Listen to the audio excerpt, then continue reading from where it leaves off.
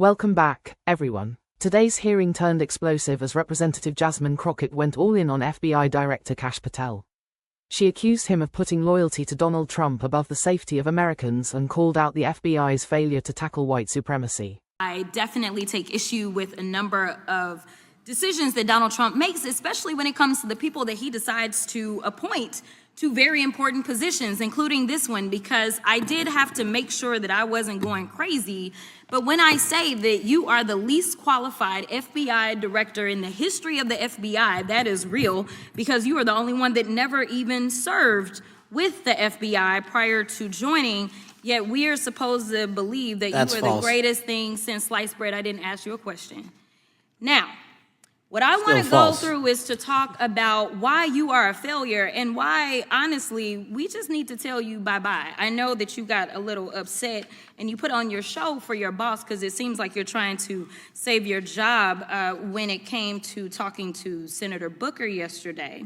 But let's go through some of your failures. So before you were even confirmed, and I think one of my colleague from Georgia, pointed out that you are already targeting career officials so that you could direct illegal firings. Mind you, these cases that you were so upset about, which are the ones tied to Trump, the cases came through his handpicked FBI director. And frankly, when people sit around and say things like, oh, you know, we're happy because now we feel safe. I don't know who feels safe in this country except for the white supremacists, because I specifically as a black woman definitely don't feel safe.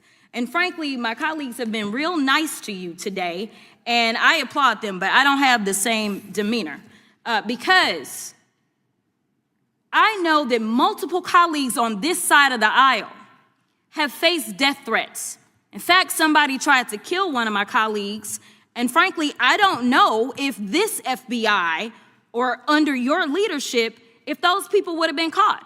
I don't have any confidence in you. And if we start talking about the reasons that I lack confidence, we could start with you not just wanting to acknowledge some simple facts.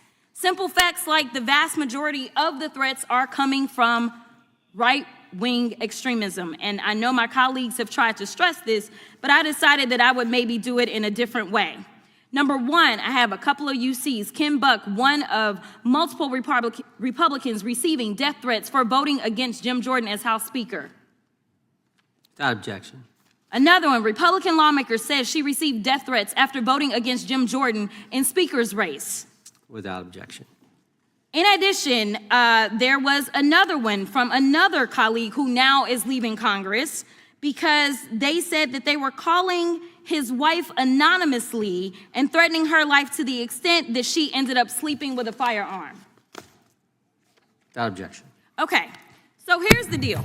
How are we supposed to have confidence when you're sitting up here telling the Senate yesterday that it will take you 14 years before you can get the FBI fully staffed to do their jobs? You're also now redirecting resources so that they can go and play ICE agents on the streets. You're getting rid of your most qualified people. And even when it came down to somebody that you consider to be a friend, you were posted up having some fancy dinner to the extent that you posted not only once erroneously, you posted twice erroneously as it relates to catching somebody. And then you want to go and say, let me take a victory lap.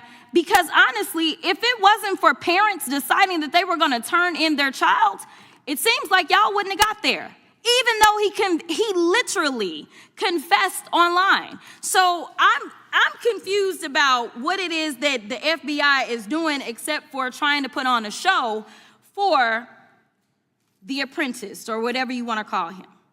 The day after all of this took place, there was domestic terrorism that was taking place at HBCUs. They were targeted.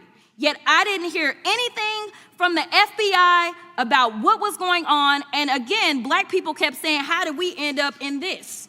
Because the numbers are so very clear that white supremacy is a problem.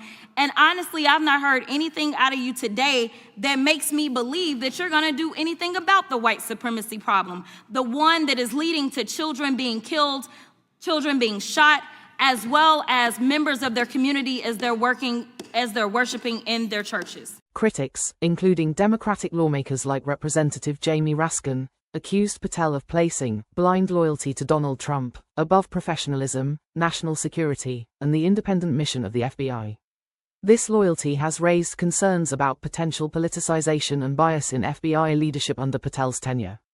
Crockett and others have pointed to this loyalty as a central problem undermining trust in Patel's decisions and actions as FBI director, suggesting it compromises the agency's impartiality and effectiveness.